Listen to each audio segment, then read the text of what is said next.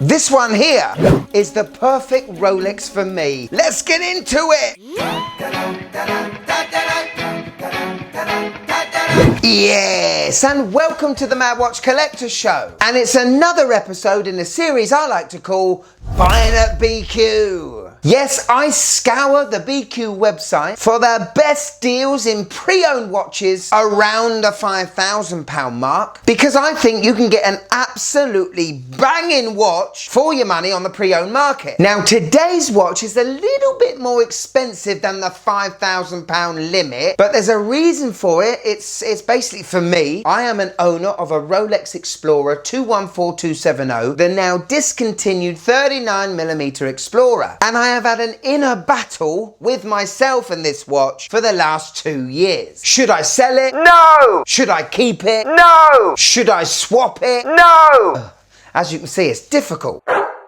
There was a certain reference of the Explorer I wanted to take a good look at. When I say the reference 1016, you get all giddy. Yes, for 27 to 28 years, that reference was running. In fact, I think it's the longest reference of a Rolex watch. However, in the late 80s, Rolex was seen less as just a very good tool watch and more a luxury status symbol or a sign of success. Oh yeah. The 1016 had to have a huge revamp to bring it up to the Rolex brand of 1989. Anyway, now we're up to date. Let's show you the watch, tell you all the great features about it. Remember, this is a current watch on the BQ website. You can buy it today. There's a 14-day return policy and a 2 years warranty on the watch. Plus, we got to remember at the end of the show, get my wife's thoughts on it.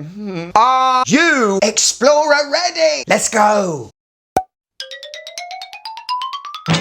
So, ladies and gentlemen, I give you the 14270 Explorer. So yes, this reference first came out in 1989 and was discontinued in 2001 by the 14270. But as you can see, this watch took a huge change and transformation from the 1016. And it wasn't just the looks. Now, this is a 1998 14270. The earlier models had tritium lume, rather radioactive. This has superluminova, and the telltale sign for that is the Swiss made at the bottom of the dial. If it's got T Swiss on it, then you know it's a tritium dial. Anyway, as you can see, this looks a lot like the current Explorer in 2024, and proof that Rolex really don't do a lot of changes to their watches, and for me that's what makes them a huge success. But that change from the 1016 dial to this one, this was a big deal. The 1016 was matte, this is now more an enamel polished dial, and now we have applied indices and numerals. They are framed in white gold, which is not only a luxury move, but also white gold is very anti-corrosive. Rolex pride themselves nowadays of making watches that can really live out generations. For me, when I look the case over, it feels more rounded and a little bit more vintagey, even though it has these modern day refinements. Another big change for this reference, we now have sapphire glass in your Explorers. And what a big chunky bit of sapphire this is. So we've got the new look and sapphire glass protecting the dial. Now, just looking at the case, for all intents and purposes, this could be a brand new watch. It's when you feel and handle the bracelet, you can tell it's almost 30 years old. These are hollow end links and hollow mid links, which gives it a little vintage rattle. You don't get that with my 214270. Also, the clasp is quite inferior. We do have a fold over security and we do have the stamped clasp. However, it's a little bit more cheaply done. One big thing you don't get with a 1998 Explorer's bracelet is any on-the-fly adjustments, but you do get 5 micro adjustment holes. Plus, yes, for 1998, the links are screwed ones. Now, what makes this references bracelet very good is the hinge on the end link. It allows the watch to drop straight down from the lugs, something my 214270 doesn't do. There's a big protruding male end link that pushes it out from the case. That would be another win for me in this reference. Anyway, we do have a twin lock crown at 3 o'clock. It is screw in, and we have the usual plain case back, which you get with pretty much every Rolex. What I like about this reference as well,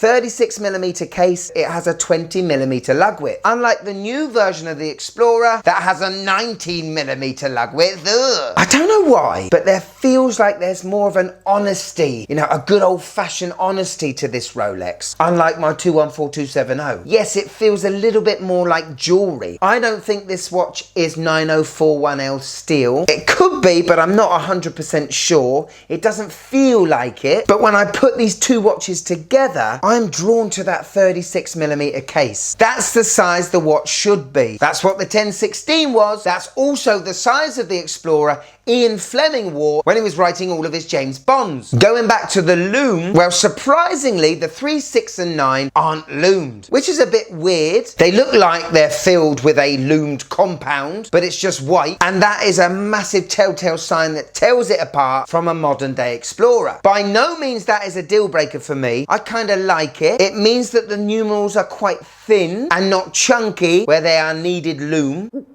Now, the other huge difference and upgrade to this 14270 from the 1016 was the movement. Yes, the Caliber 3000 took over the mantle from the 1570 that was in the 1016. With that, we got a higher power reserve, plus now the Explorer had a 4 Hz movement, 28,800 beats per hour sweep. More refinement! Not only that, but the movement was now chronometer certified, which it only gained 4 seconds or lost 6 seconds a day. Huge upgrade to the 1570. Now, the amazing thing is, when I operate this watch, it feels exactly the same as my 214270. The buttery, smooth wind, the twin lock crown pop. I love it. Hello. On my 6.5-inch wrist, and this is what an Explorer should look like, isn't it, on a wrist? I have not got a problem with these hollow mid links, nor have I got a problem with the end link. I do appreciate that hinge that drops down from the case, and I could definitely see me wearing this a lot, more often than my 214270. Could you just click that like button, please? It really helps the channel. Thank you. Pretty much a 20-year gap between these two watches, which is incredible. The only trouble for me is that I've had this watch since 2018 and I have built a lot of memories on it. So trading it in or selling it will be problematic as you just can't buy those memories. But for me, I have found the best Explorer. It's not the new one. It's not the 1016. I've handled a lot of those watches, and although they are awesome and iconic, the dials are just printed and the movement are slightly inferior and fragile for today's wear. This has all the modern day refinements, but still captures the vintage vibe of the Explorer watch. This 1998 reference is selling on the BQ website right now for £5,850, £1,000 less than my 214270 and very close to the price of a brand new one. Now, obviously, you can make a cheeky offer because I reckon there is wiggle room, but if I had the choice between a brand new Explorer, this 214270 or this 14270, it will definitely be this one. It's stolen my heart, and I think this reference really needs to be looked at. You're not gonna have to baby, which I have found personally with many older vintage Rolexes. They're just not fit for purpose in 2024. Fine to stay in a watch box and look at, but to wear, you don't want that acrylic crystal getting scratched up. So here we go, my wife's views on the Rolex Explorer 14270. Isn't this your watch? You know my thoughts on this. It's too blingy, too shiny, like an old man's watch.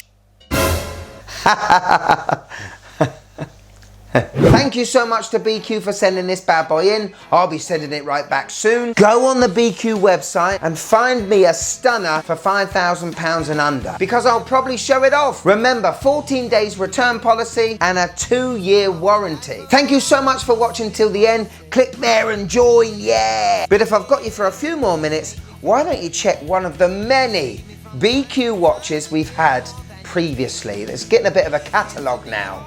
Some absolutely beauties. There's Omega there, there's Rolex, there's Tudor. It's all kicking off. Panerai. Oh, go on, click it. You'll love it. Go on, click it. Click it.